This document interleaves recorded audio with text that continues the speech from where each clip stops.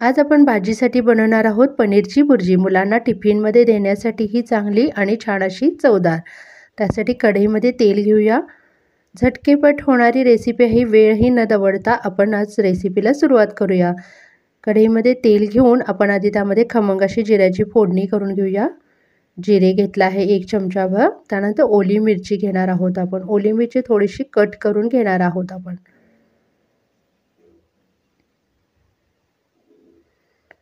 ओली मिरची आणि जिरे भाजून झाले आहेत। आपण आता त्यामध्ये कांदाही घेऊया।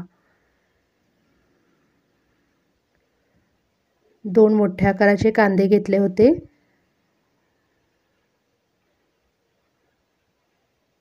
कांदा भाजण्यासाठी थोडंसं मीठ घेऊन आपण कांदा चांगला परतून घेणार आहोत। मीठ ह्यासाठी वापरलं आहे कांदा लगेचच भाजतो।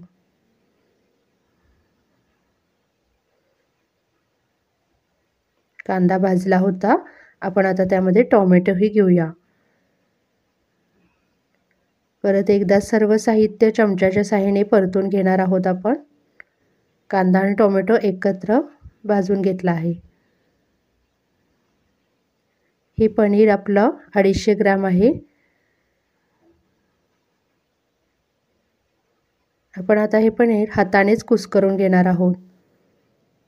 किसूनही घेऊ शकता, पण हाताने कुस्करलेलं खूपच चांगलं लागणार आहे। सर्व सुके मसाले घेऊया। हळद घेतली आहे।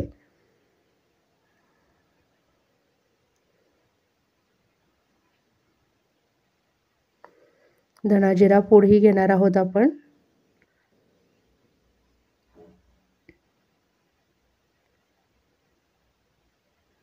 किचन किंग मसाला घेतला होता। थोडासा सब्जी मसालाही वापरला आहे। काश्मीरी लाल तिखट। आता सर्व हे एकदा चमच्याच्या साहाय्याने परतून घेऊया। आणि त्यामध्ये अर्धी वाटी दूध घेतलं आहे। निरसं दूध आहे हे। आता पनीरही घेऊया। कुस्करलेलं पनीर त्यामध्ये छान असं मिक्स करून घेणार आहोत आपण। निरसं दुधामुळे एकदम छान अशी वेगळी चव लागते। थोडंसं आंबट गोड आणि एकदम असं चवीला मसालेदार लागणारे पनीरची भुर्जी आपली तयार आहे। भरपूर अशी कोथिंबीर घालून आपण पनीरची भुर्जी कोणत्याही पदार्थाबरोबर म्हणजे भाताबरोबर किंवा पराठ्याबरोबर किंवा चपातीच्या फुलक्याबरोबरही खाण्यासाठी देऊ शकतो।